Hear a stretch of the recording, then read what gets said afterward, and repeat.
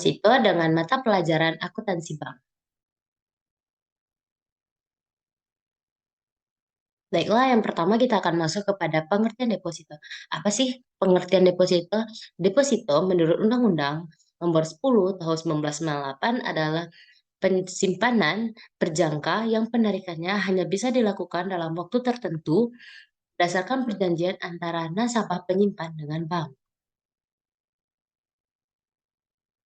Selanjutnya, apa saja sih jenis-jenis deposito? Jenis-jenis deposito ada tiga. Yang pertama deposito berjangka, sertifikat deposito, dan deposit on call. Pada kali ini kita akan fokus kepada deposito berjangka dan sertifikat deposito. Nah, sebelum kita masuk dalam pembukaan deposito berjangka, di sini saya akan menjelaskan apa sih perbedaan antara tabungan dengan deposito berjangka. Tabungan hanya dilakukan untuk sementara, sedangkan deposito berjangka simpanan dalam bentuk jangka waktu tertentu. Nah, sekarang kita masuk pada pembukaan deposito berjangka. Yang pertama tuh adalah jumlah nominal deposito. Jumlah nominal deposito yang dimasukkan di sini adalah berapa setoran awal yang dilakukan oleh nasabah untuk membuka deposito berjangkanya. Kedua adalah jangka waktu. Jangka waktu di sini ada 1 bulan, 3 bulan, 6 bulan, 12 bulan, 18 bulan, dan 24 bulan. Bunga di sini adalah balas jasa yang diberikan oleh pihak bank kepada nasabah dengan sesuai dengan perjanjiannya yang dimana nantinya akan dikalikan dengan nominal setoran awal yang deposito berjangkanya. Selanjutnya adalah automatic rollover. Automatic rollover adalah perpanjangan otomatis deposito berjangkanya secara otomatis yang dilakukan oleh pihak bank walaupun nantinya si pemegang deposito tidak mengabarkan, dan ini juga berdasarkan perjanjian antara nasabah dengan pihak bank. Yang terakhir adalah perjanjian-perjanjian lainnya. Perjanjian-perjanjian lainnya yang di sini dimaksud adalah seperti special rate, yang dimana nantinya adanya perubahan bunga untuk deposito berjangka kita, namun ini juga sesuai dengan nantinya dengan perjanjian antara nasabah dengan bank yang disepakati. Selanjutnya kita masuk pada soal deposito. Pada tanggal 6 Juni 2006, Anissa menempatkan dananya dalam bentuk deposito berjangka sebesar 50 juta dalam jangka waktu 3 bulan, 6 Juni sampai 6 September, di Bank Bima Surabaya. Bank Bima Surabaya menempatkan bunga 10% per tahun dengan pajak 20% dan materai 6.000. Jurnal saat setoran deposito secara tunai, pasnya 50 juta, di debit, kreditnya deposito berjangka 50 juta dan pendapatan materainya 6.000. Perhitungan bunganya, bunga 25 per 365 dikali 10% dikali 50 juta, sehingga kita dapatkan 342.466. Jurnal tanggal 30 Juni 2006, debitnya beban bunga deposito 342.466 dan bunga deposito yang dibayar 342.466. Nah, kewajiban deposito 32466 ini merupakan beban bunga deposito. Dan ada jam pengendapan dana 30 Juni 2006. Sehingga pembayaran bunga sampai 6 Juli 2006, bunga bulan Juni 25 kali 3 dibagi 365 dikali 10% dikali 50 juta, kita dapatkan 342.466. Lalu bunga bulan Juli 5 per 365 dikali 10% dikali 50 juta, kita dapatkan 68.493, sehingga kita tambahkan menjadi 410.959. Selanjutnya, jurnal tanggal 6 Juli 2006, debitnya beban bunga deposito 68.493, bunga deposito yang dibayar 342.466, dan kreditnya pas tabungan atau giro 3428767. Ya, utang PPh 42.192. Nah, bunga yang adanya pengendapan selama 26 hari dari tanggal 6 sampai 31 Juli 2006, kita hitung dengan cara 26 dibagi 365 dikali 10% dikali 50 juta, sehingga kita dapatkan 356.164. Nah, jurnal pada tanggal 31 Juli 2006, debitnya beban bunga deposito kreditnya bunga deposito yang dibayar dengan nominal 356.164. Nah, mekanisme pembayaran bunga 6 Agustus 2006, kita hitung dulu bunga Julinya.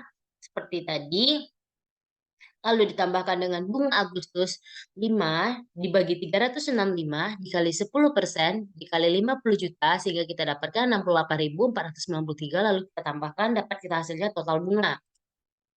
Nah, total bunga yang tadi kita kurangkan dengan pajak 20% dikali 4, 24.657, sehingga kita dapatkan 48.931, lalu kita kurangkan sehingga kita dapat 33.9.726.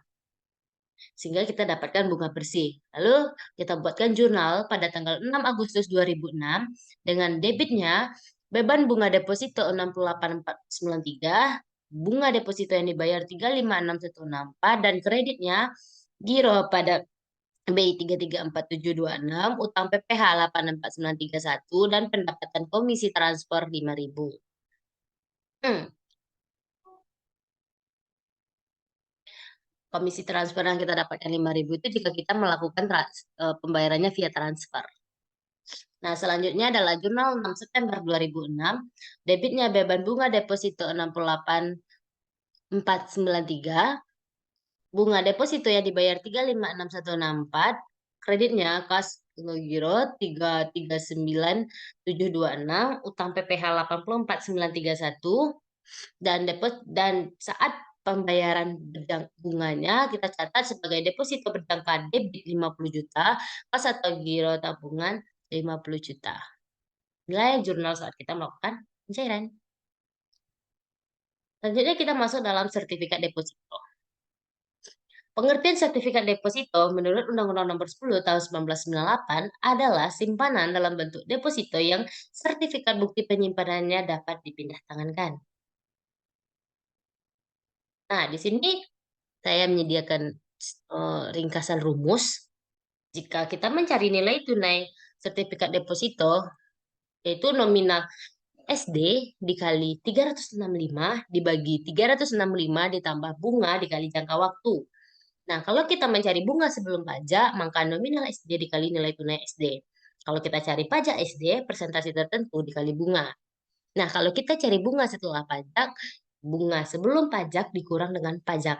Kalau kita mencari jumlah pembayarannya, nominal SD dikurang dengan bunga setelah pajak. Nah, selanjutnya kita masuk dalam soal. Pada tanggal 11 Juni 2006, Anissa membeli 10 lembar sertifikat deposito dengan nominal per lembarnya 10 juta dari Bank Bima Surabaya. Bank Bima Surabaya ini menerapkan bunga 12% per tahun dengan jangka waktu 3 bulan yang terhitung dari 11 Juni sampai 11 September dengan pajak 20%. Nah, di sini kita cari total nominal SD 10 lembar dikali 10 juta sehingga dapat 100 juta. Nah, untuk nilai tunai SD-nya 100 juta dikali 365 per 365 ditambah 12% dikali 92 sehingga kita dapatkan 97.064.142. Bunganya 100 juta kita kurangkan dengan yang nilai tunai tadi sehingga kita dapatkan 2.935.858. Untuk selanjutnya kita mencari pajak 20% dari bunga yang kita dapatkan tadi sehingga kita dapatkan 587.172. Nah, dari total nominal nilai tunai, bunga, dan pajak kita tambahkan semuanya sehingga kita mendapatkan bunga yang diterima nasabah tersebut adalah 2.348.686.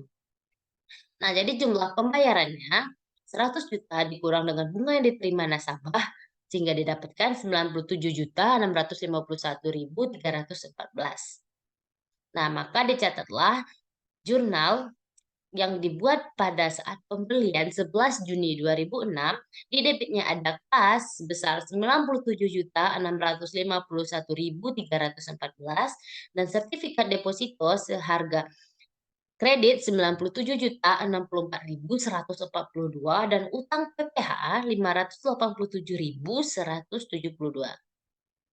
Selanjutnya kita melakukan perhitungan dengan total bunga untuk 92 hari sebesar 2.935.858 setelah yang sesuai dengan kita cari yang sebelumnya. Nah, di sini kita akan mencari selanjutnya adalah beban bunga 11 dan Juni sampai 30 Juni yang terhitung dari 11 sampai 30 itu ada terdapat 20 hari. Nah, 20 dibagi 92 dikali 2.935.858 sehingga kita dapatkan 638.230. Maka kita catat jurnalnya, di debit ada beban bunga sertifikat deposito dan kreditnya sertifikat deposito dengan nominal 638.230.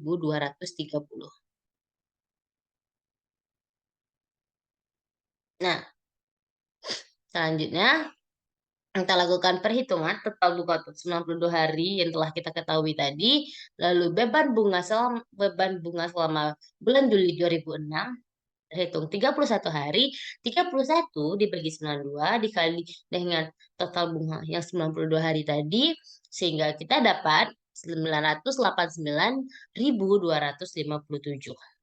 Sehingga kita catat jurnalnya, di debit beban bunga sertifikat deposito dan kredit sertifikat deposito dengan nominal 989.857.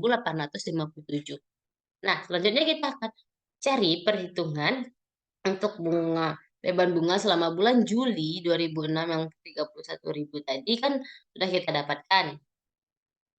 Selanjutnya kita akan buat itunya.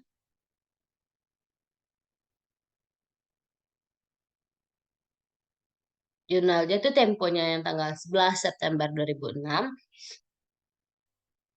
Total bunga 92 hari tadi, lalu kita cari beban bunga Juli 2006, 10 per 92 dikali 2.935.858 sehingga kita dapatkan 319.115 dengan jurnal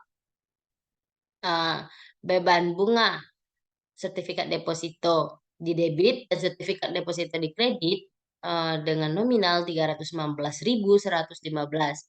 Jadinya juga ada sertifikat deposito di debit dan kas giro atau tabungan di kredit 100 juta.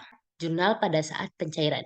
Nah, dari setelah penjelasan saya tadi, di sini saya akan merangkum, memberikan gambaran kesimpulan agar dapat dipahami perbedaan antara deposito berjangka dan sertifikat deposito.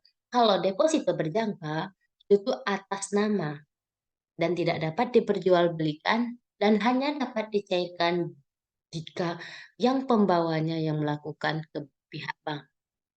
Dan bisa dilakukan dalam bentuk rupiah dan falas. Sedangkan sertifikat deposito itu tuh atas unjuk. Bisa diperjualbelikan dan hanya terdapat dalam rupiah dan bisa dicairkan kepada pihak bank tergantung siapa yang membawanya.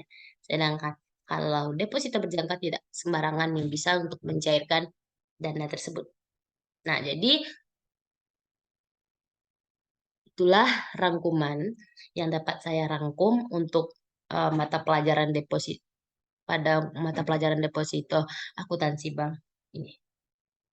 Baiklah, kalau ada kata yang salah, saya mohon maaf. Saya akhiri. Assalamualaikum warahmatullahi wabarakatuh.